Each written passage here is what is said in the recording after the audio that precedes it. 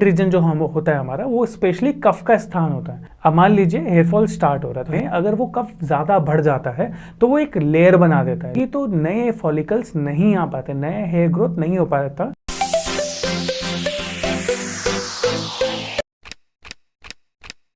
Sir, allopath में hair fall के बहुत सारे कारण बताए जाते हैं, जैसे डैंड्रफ हो गया या ड्राई स्कैल्प हो गया।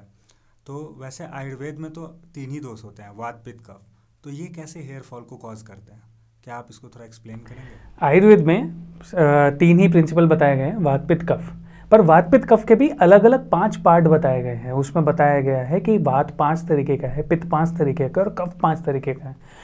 उन सबके कॉम्बिनेशन से शरीर बना है। अब अगर हम 3 ही चीज़ देखें, 3 ही स्ट्रक्चर और 3 ही अगर बेसिक प्रिंसिपल होंगे तो शरीर को बनाएंगे कैसे? तो अलग अलग हिस्सों से जो वात के मिलके बनते हैं और पित्त के मिलके बनके और कफ के साथ भी वो पूरे शरीर को बनाते हैं। अब जैसे अगर मैं स्किन की बात करूँ, हम हेयर स्कैल्प की बात करें, तो वो जो है हमारी स्किन पे भ्राजक पित्त होता है। भ्राजक पित्त जो हमारी स्किन में प्रेजेंट होता है, उसको ट्रैवल कराने वाला कौन है? वो व्यान वायु है।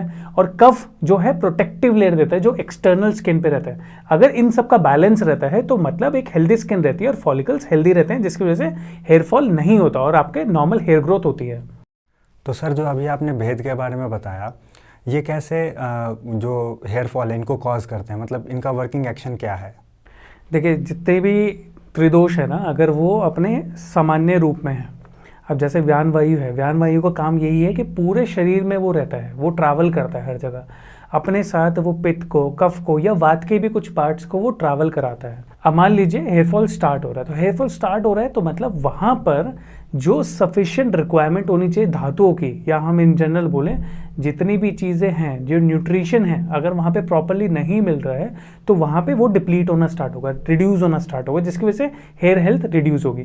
सेकेंड, अगर उस एरिया में, जैसे हेड रीजन जो हम होता है हमारा, वो स्पेशली कफ का स्थान होता है, तो कफ के स्थान में अगर वो कफ ज़्यादा बढ़ जाता है तो वो एक लेयर बना देता है। लेयर बनाने से क्या होगा? जितने भी फॉलिकल्स आ रहे हैं या जिस फॉलिकल से हेयर निकलता है या हेयर फॉल होने के बाद जो फॉलिकल्स बंद हो जाते हैं, वो ज़्यादा कफ की वजह से होते हैं। जब कफ की एक लेयर उसके ऊपर रहेगी तो नए फॉलिकल्स नहीं आ पाते, नए हेयर ग्रोथ नहीं हो पाता, जिस वजह से बॉल्डनेस होने लगती है और हेयर रिजनरेशन बहुत रिड्यूस हो जाती है और हेयर थिनिंग स्टार्ट होती है।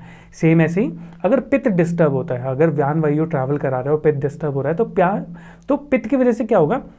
ग्रेइंग ऑफ हेयर बहुत ज़्यादा बढ़ती है, हेयर हेल्थ जो है वो भी उससे रिड्यूस होती जाती है। तो पित्त इंक्रीज होने से भी जो लश्चर होता है हेयर का, जो क्वालिटी होती है हेयर की, या एक सिल्कीनेस होती है, एक स्मूथनेस जो होती है, वो रिड्यूस होती है, उससे रफनेस आनी स्टार्ट होती है और पित्त जो है उसको काफ़ी हद तक रिड्यूस करता जाता है। तो ये काफ़ी रीज़न होते हैं जिसकी वजह से जो आयुर्वेद एक्सप्लेन करता है कि हेयर फॉल होने का या हेयर लॉस होने का या बॉल्डनेस होने के जो मेन रीज़न होते हैं, जो प्रिंसिपल्स होते हैं, वो ऐसे वर्किंग होते हैं वात पित्त कफ के अकॉर्डिंग। तो कभी भी जब आप ट्रीटमेंट लेते हैं ना, तो ये ज़रूरी होता है कि ये जानना कि किस कॉज की वजह से हो रहा है। तो बहुत जनरलाइज्ड वे में आयुर्वेद नहीं वर्क करता, तो ये आपको बेसिक प्रिंसिपल पता होना चाहिए कि किसकी वजह से ये डिस्टर्बेंस आ रही है। तो सर, क्या ये हर एज ग्रुप में हो सकता है, किसी को भी हो सकता है?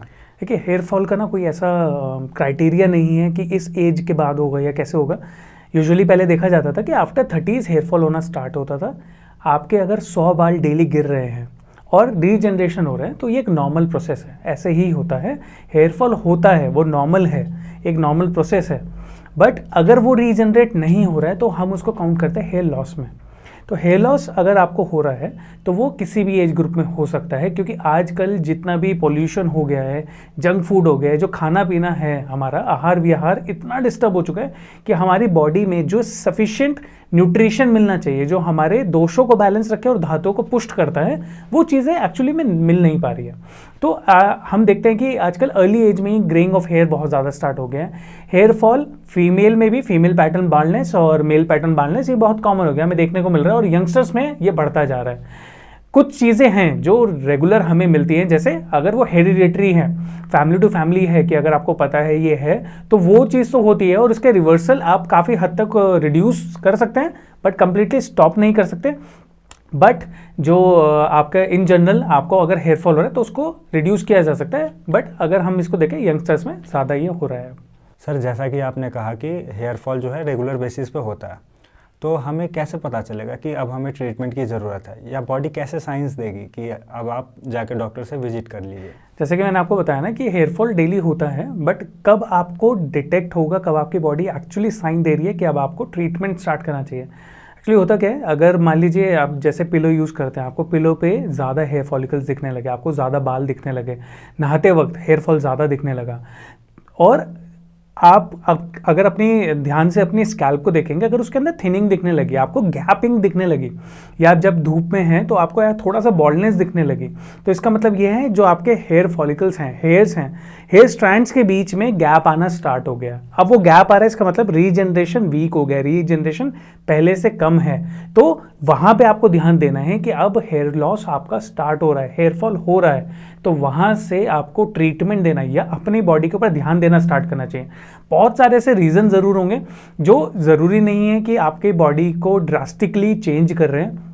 जैसे अगर आप बहुत ज़्यादा एंग्जाइटी की प्रॉब्लम आपको हो रही है, स्ट्रेस में है बहुत ज़्यादा, तो उसकी वजह से हेयर फॉल होते हैं। अगर आपको इंसोम्निया की कंडीशन है, नींद प्रॉपर नहीं आ रही है, उसकी वजह से ये हेयर फॉल होता है। जहाँ भी आपकी बॉडी साइकिल डिस्टर्ब होगी, एक बॉडी क्लॉक जो है आपके डिस्टर्ब होगी, आपके सोने का टाइम, आपके खाने का टाइम ये डिस्टर्ब होगा, तो हेयर फॉल होता है।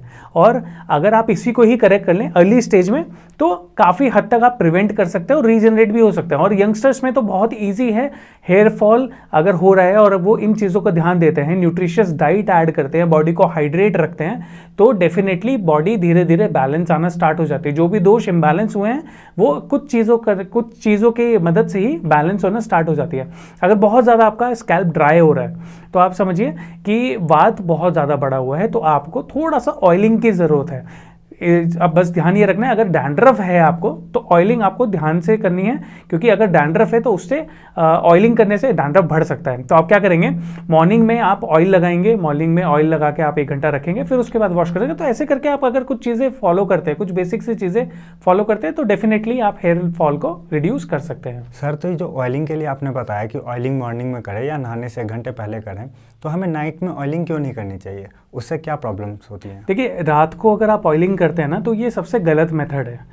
जब भी आप रात को ऑयलिंग करते हैं, आप बहुत ज़्यादा चंपी करते हैं, बालों में ज़्यादा तेल लगाते हैं, एक तो पहली चीज़, जब भी आप चंपी करते हैं ना, तो बहुत ज़्यादा एक्सर्शन नहीं देना चाहिए आपको, बालों को ना बहुत ज़्यादा नहीं करना चाहिए, बहुत हल्के हाथ से करना चाहिए, ताकि बाल अगर वीक हो रहे हैं तो वो स्ट्रेंथन लूज करके वो टूटे ना।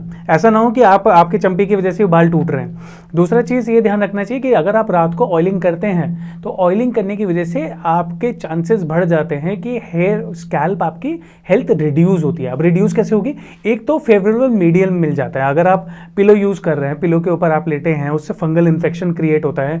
अगर आपको ऑयल के साथ स्वेटिंग होती है तो एक प्रॉपर मीडियम मिल जाता है ग्रोथ होने का, ठीक है, एक इन्फेक्शियस ग्रोथ होने का, तो उसकी वजह से डैंड्रफ इंक्रीज हो सकता है। सोते वक्त पिलो के ऊपर आपके हेयर फॉल होने के या बाल टूटने के चांसेस ज़्यादा बढ़ जाते हैं। सुबह उठ के जितने भी अगर आप बाहर जा रहे हैं, आपके इंट्रैक्शन हो रहे हैं, आप अपने व्हीकल पे बाहर हैं, तो धूल मिट्टी की वजह से भी वो आपके हेयर हेल्थ को रिड्यूस करता है। तो कभी भी रात को कभी भी चंपी मत करें, कोशिश करें मॉर्निंग में लगाएं, 1 घंटा रखें, घर में रहें और अच्छे से उसको वॉश करें। तो ये प्रॉपर तरीका है जिससे हेयर को प्रॉपर न्यूट्रिशन मिलता है।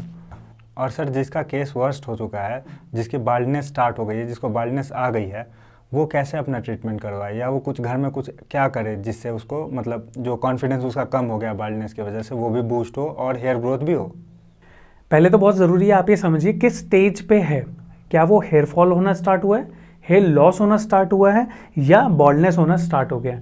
अगर आप इनिशियल स्टेज में जाते हैं तो जैसे मैंने आपको बताया, अगर आप अपने डाइट फॉलो करते हैं, अपनी हेल्थ का ध्यान रखते हैं, तो हेयर फॉल काफ़ी हद तक रिड्यूस हो जाता है। सीजनली हेयर फॉल होता है तो उसका भी आपको ध्यान रखना है। अगर प्रॉपर हेयर लॉस हो रहा है, आपके पैचेस निकल रहे हैं, तो उसका रीज़न ढूंढना ज़रूरी है। आपको डॉक्टर के पास जाना चाहिए, रीज़न जानना चाहिए कि किसी फंगल इन्फेक्शन की वजह से हो रहा है, या न्यूट्रिशन डिफिशियंसी की वजह से हो रहा है, या हार्मोनल इम्बैलेंस की वजह से हो रहा है। अपने नियरेस्ट एक आयुर्वेदिक डॉक्टर के पास जाइए, वो आपको सजेस्ट करेंगे कि क्या प्रॉब्लम है, कौन से दोष की वजह से आपको हेयर फॉल हो रहा है, तो इससे वो आपका ट्रीटमेंट स्टार्ट करेंगे। जैसे जितने भी पेशेंट हमारी क्लिनिक में आते हैं, हम उनका ऑब्जर्व करते हैं कि उनके हेयर हेल्थ कैसी है, और उनका स्कैल्प को चेक करते हैं। उसके अकॉर्डिंग अगर उनको मेडिसिन देनी है तो हम मेडिसिन स्टार्ट करते हैं जो उनके दोषों को बैलेंस करता है, उनके गट को बैलेंस करता है। जो भी चीज़ें एसोसिएटेड होती हैं, हम उसको चेक करने के बाद पेशेंट के ट्रीटमेंट स्टार्ट करते हैं। जितने भी ऑनलाइन या ऑफलाइन पेशेंट आते हैं, ऐसे ही उनको ट्रीटमेंट होता है और हम उनको मेडिसिन सेंड करते हैं। उसके अलावा अगर कोई पेशेंट ऐसा है कि जिसमें बॉल्डनेस ज़्यादा हो गई है और उसमें पंचकर्म भी रिक्वायर्ड है, तो इसके अंदर हम शिरोधारा करते हैं, नस से धूमपान करते हैं। शिरोधारा होता है जिसके अंदर हम ऑयल पोर करते हैं हेड रीजन पे, जिससे हेयर हेल्थ इंक्रीज होती है और सर्कुलेशन बेटर होता है। नस से धूमपान से हम कुछ नेजल ड्रॉप्स होते हैं जो नाक में डालते हैं, जिससे आपके ब्रेन की एक्टिविटी बेटर होती है और सर्कुलेशन बेटर होता है, और जितना भी कफ एक्यूमुलेटेड होता है आपके नेजल रीजन में उसको रिड्यूस करता है। अगर कफ ज़्यादा बढ़ा हुआ है आपके स्कैल्प रीजन पे, तो हो सकता है उसी की वजह से हेयर ग्रोथ नहीं हो रही है, तो उसको रिमूव करता है। तो ये कुछ ट्रीटमेंट है। उसके अलावा कपिंग थेरेपी होती है, लीच ट्रीटमेंट होते हैं। ये कुछ ऐसे ट्रीटमेंट है तो जो हेयर ग्रोथ में हेल्प करते हैं। तो ये सारे ट्रीटमेंट हम अपनी क्लिनिक में करते हैं। अगर पेशेंट के लिए पॉसिबल होता है कि वो यहाँ देहरादून में आके अपना ट्रीटमेंट ले सकता है, तो हम उसको ये ट्रीटमेंट प्रोवाइड करते हैं। अगर वो ऑनलाइन कंसल्ट करता है तो ऑनलाइन हम उसकी प्रॉब्लम को समझ के उसके अकॉर्डिंग मेडिसिन बना के उनके पास भेजते हैं। वो अपना ट्रीटमेंट करते हैं और फॉलोअप में रहते हैं, और उनसे उनको काफ़ी अच्छे रिजल्ट आते हैं। को अपने बाल बहुत पसंद है, तो कुछ ऐसे टिप्स बताइए जिससे ये प्रॉब्लम ही नहीं आए, ये हेयर फॉल की या बाल्डनेस की प्रॉब्लम नहीं आई, और अगर आ भी गई है तो उसको वो कंट्रोल कर सके, टैकल कर सके। मैं कुछ सिंपल सी कुछ ऐसी टिप्स बताऊंगा जो अगर आप रेगुलरली फॉलो करेंगे ना, तो कभी भी हेयर फॉल नहीं, उसके अलावा भी बॉडी में प्रॉब्लम्स नहीं होती है। सबसे पहली चीज़, एक तो न्यूट्रिशन का बहुत ज़्यादा ध्यान रखें। आप हेल्दी फूड ज़्यादा खाएं, ग्रीन लीफी वेजिटेबल्स ज़्यादा लें, फ्रूट्स ज़्यादा लें। अगर आप जंक फूड पे डिपेंडेंट रहेंगे तो डेफिनेटली आपकी बॉडी की हेल्थ डेट्यूरेट होगी। सेकंड चीज़, अगर आप हेलमेट पहनते हैं या कैप पहनते हैं, सिर को किसी चीज़ से कवर करते हैं, तो कोशिश करें जब भी अच्छी धूप निकली हो तो उसको ड्राई करें, क्योंकि अगर उसके अंदर मॉइस्चर रहेगा, आपके स्वेटिंग का मॉइस्चर रहेगा या वो गीला रहेगा, तो आपकी हेल्थ, आपके हेड को कहीं ना कहीं वो इन्फेक्शन क्रिएट कर सकता है। आप कोशिश करें कि अपने हेड पर कोई भी ज़्यादा हेयर स्प्रे या हेयर जेल ऐसी प्रोडक्ट्स यूज़ कम से कम करें, जितना रिक्वायर्ड है सिर्फ उतना करें।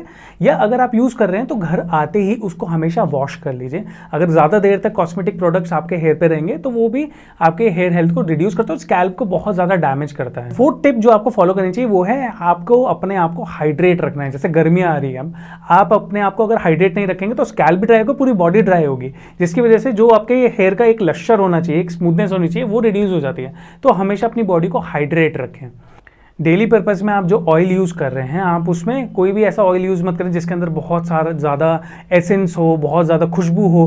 आप कोशिश करें नेचुरल ऑयल यूज़ करें। जैसे आप नॉर्मली भृंगराज ऑयल यूज़ कर सकते हैं, जो आप डेली अप्लाई कर सकते हैं। डेली थोड़ा सा क्वांटिटी लेके अच्छे से रब करके उसको अप्लाई कर सकते हैं, और हफ्ते में एटलीस्ट 2 बार आप अच्छे से अप्लाई करें, 1 घंटा रखें और फिर उसको वॉश करें।